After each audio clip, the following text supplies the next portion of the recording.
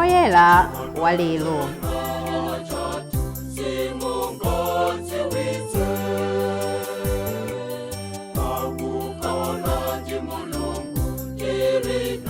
Ndikulandireni nonse kulikonse kumene muli pano pa Luntha Television.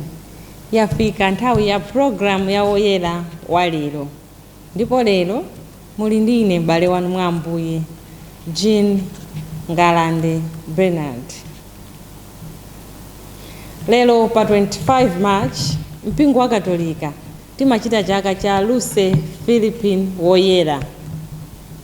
Luce anabadwa mchaka cha 1672 ku Tarquinia mdera la Tuscany mdziko la Italy. Makolo ake a Luce anamwalira iye ali wang'ono, ali wachichepere choncho chifukwa cha chidwi ndi kukhulupirira kwake pa za Mulungu. Episcopi Marcantario Bagarigo anamunyengerera ndi kumutumiza ku Montefiasco kukaphunzira za uphunzitsi. Ali komweko iye anakumana ndi Vererino yemwe anali mphunzitsi wamkulu wa ku Viterbo. Luce atamaliza maphunziro ake anagwira ntchito modzipereka, ndipo sukulu zambiri zinatsekulidwa m'malo mosiyanasiyana.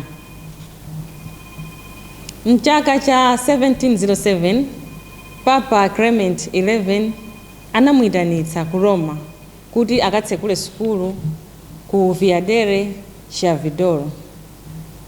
Anakhala kumeneko miyezi 6 ndipo anali kusamalira ana powapatsa zakudya ndi malo okhala.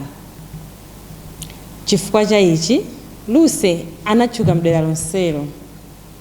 Mchaka cha 1726 Luce anadwala kwambiri ndipo chipatala cha ku Rome chinalephera kumuchiritsa, ndipo iye anamwalira pa 25 March mchaka cha 1732.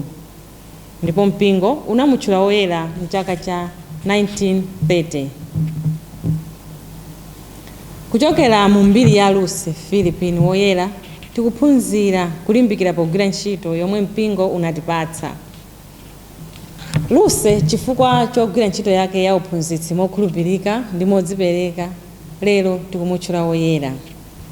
Ntchito iliyonse yabwino yomwe tingayigwire itha kutifikitsa ku ungwiro wa moyo wathu wa Chikhristu.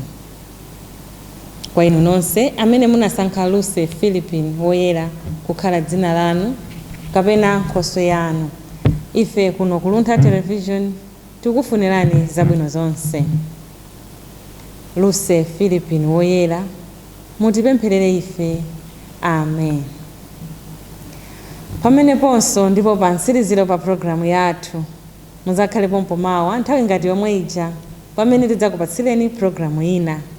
Ndipo lero munali ndi ine m'bale wanu mwa Ambuye Jean Ngalande Bernard.